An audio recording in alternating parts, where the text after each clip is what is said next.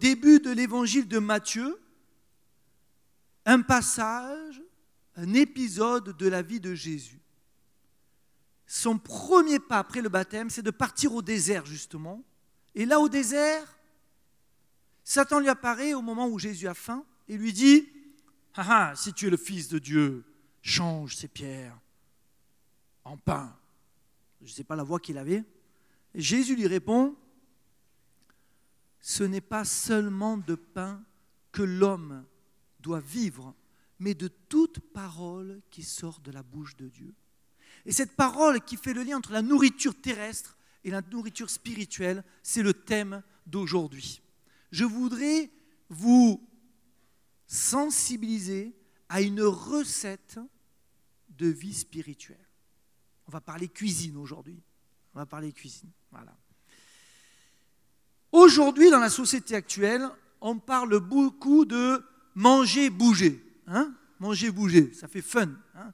Tu fais du sport, tu es bien dans ta peau, faut pas être, voilà, il faut être bien. Et puis, évidemment, tu le sais, si tu veux réussir à beaucoup bouger, à faire du sport, il faut que tu manges. Sans nourriture, pas d'énergie. On est bien d'accord? On est d'accord. Est-ce que tu manges parce que tu as faim? Non, pas forcément. Évidemment, des fois, tu sens la faim, mais la plupart du temps, tu ne manges pas parce que tu as faim, tu manges parce que tu es réglé, parce que tu sais que si tu ne manges pas, tu n'auras pas d'énergie. Tu n'attends pas d'avoir faim. Le matin, le midi et le soir, tu manges parce que c'est important de manger pour que tu aies de l'énergie. Si tu ne manges pas, tu n'as plus de force. On est bien d'accord? Ok. Il en est de même pour l'énergie spirituelle. On pourrait dire qu'il faut manger, bouger, prier. Hein? C'est la nouvelle formule. Hein? Manger, bouger, prier. Si tu ne pries pas tous les jours, tu n'auras pas l'énergie spirituelle. C'est aussi simple que ça. Alors il faut comprendre la nécessité de la prière. Oui, mais tu vas te dire, moi j'aime bien prier quand je le ressens, quand j'en ai envie.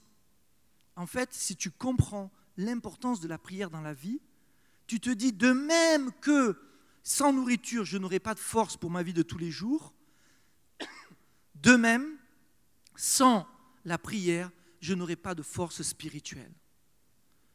Aujourd'hui, il y a une maladie qui est très grave chez les jeunes, c'est l'anorexie. Beaucoup de jeunes souffrent d'anorexie et le contraire d'ailleurs de boulimie. Boulimie, oui, c'est bien ça. C'est une situation qui est très difficile, c'est un peu un mal de nos jeunes dans l'adolescence et ce n'est pas facile à porter ce genre d'épreuve. J'ai moi-même, comme prêtre, beaucoup prié pour des jeunes qui vivaient ce genre de difficultés. Eh bien, aujourd'hui, je peux vous dire que si quelques jeunes connaissent l'anorexie, beaucoup de jeunes et de moins jeunes connaissent l'anorexie spirituelle. C'est des cadavres ambulants.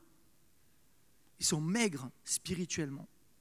Et du coup, quand on ne connaît pas la force spirituelle, souvent on est un peu replié comme cette image qui montre cette jeune fille anorexique repliée sur elle-même, avec un sentiment de poids et de tristesse, tout à fait le contraire de quelqu'un qui connaît le Seigneur et qui peut vivre de manière épanouie. Alors, pour manger, il faut avoir l'appétit.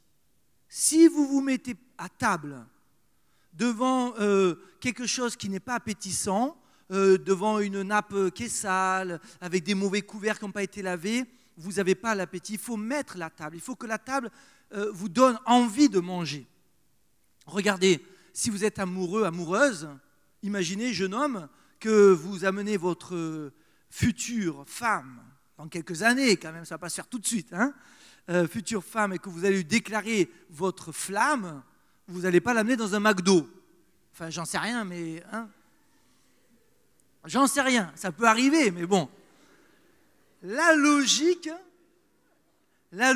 pour les Français romantiques, ça serait d'amener notre bien-aimé, non pas dans un McDo, mais dans un petit resto, avec une ambiance feutrée, une musique toute douce, une petite lumière, l'intimité. Il en est de même pour la vie spirituelle. Il faut un beau coin prière. Beaucoup de jeunes ont du mal à prier tous les jours car ils ne prennent pas les moyens de mettre la table spirituelle. Il y a cet évangile de Matthieu qui est très beau. Et toi, quand tu pries, retire-toi dans ta chambre, ferme la porte et prie là ton Père qui est dans le secret. Je ne sais pas si vous, les jeunes, vous avez réalisé que Dieu n'est pas seulement à l'église, mais qu'il l'a dit dans sa parole. Matthieu 6,6, il y a des versets comme ça à retenir. 6,6, Matthieu 6,6, c'est « Retire-toi dans ta chambre, Dieu est là dans le secret ».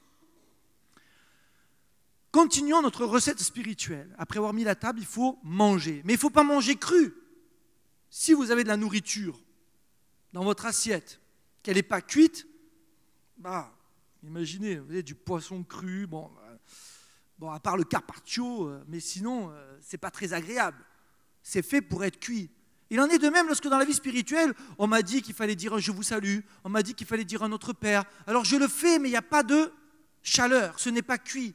C'est quoi la chaleur? C'est le cœur. Prier avec le cœur. Il faut que ta prière soit une rencontre.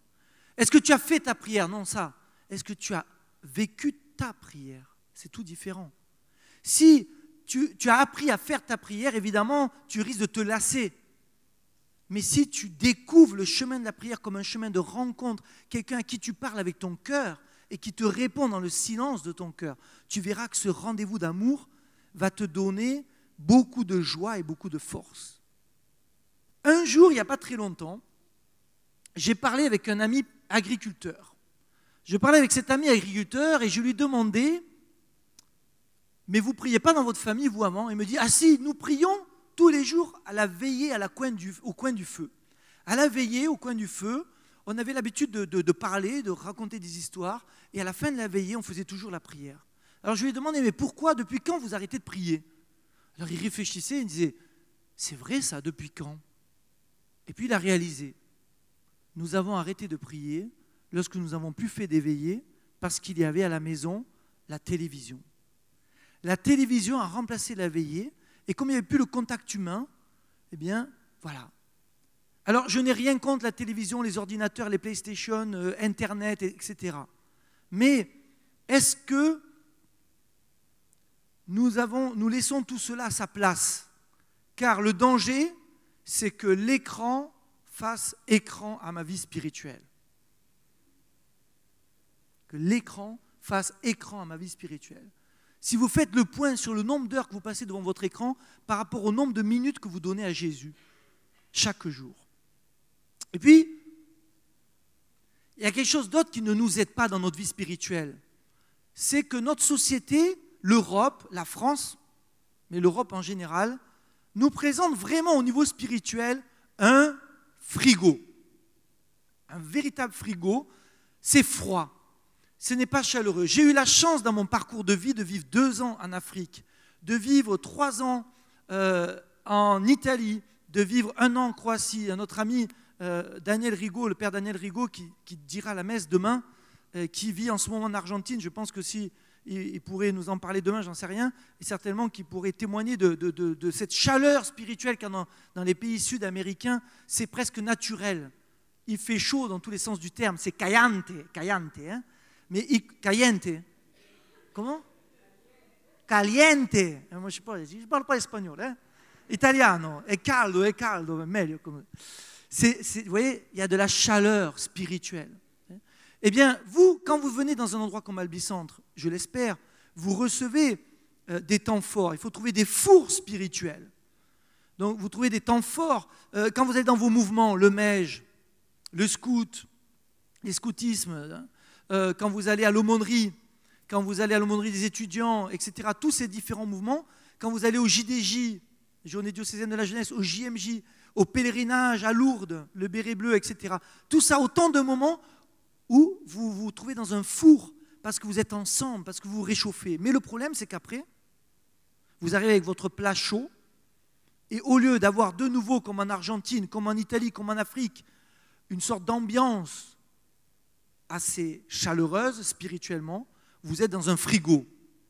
Combien de jeunes me disent, quand j'arrive chez moi, dans mon bahut, dans ma fac, j'ai l'impression que je suis le drôle d'individu, le seul à prier. Ça ne m'aide pas. J'ai l'impression d'être un gars paumé au milieu de tout ce monde-là. Et eux, ils ne comprennent pas. Donc c'est vrai que ça ne t'aide pas. Ce froid contamine, ce froid se répand. C'est très dur. Mais vous savez, c'est dur pour nous les prêtres aussi. C'est beaucoup plus facile d'être prêtre dans des pays où la spiritualité est beaucoup plus naturelle que dans nos pays où on réduit tout au niveau horizontal. La dimension verticale, on a l'impression que c'est du domaine du privé. Voilà. Quel dommage, vous voyez.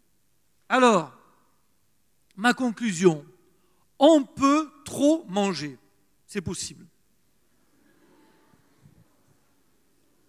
On peut trop manger. Mais on ne priera jamais assez. On ne priera jamais assez.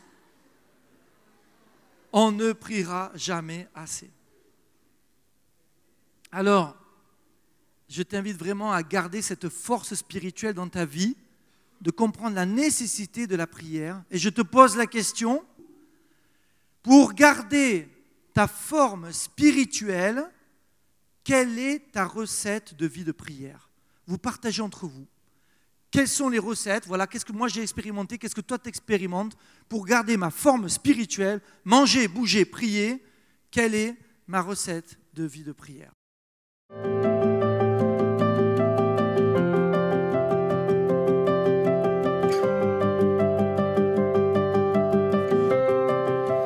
Dawn on dreary mornings never sheds much light on lovers' hope.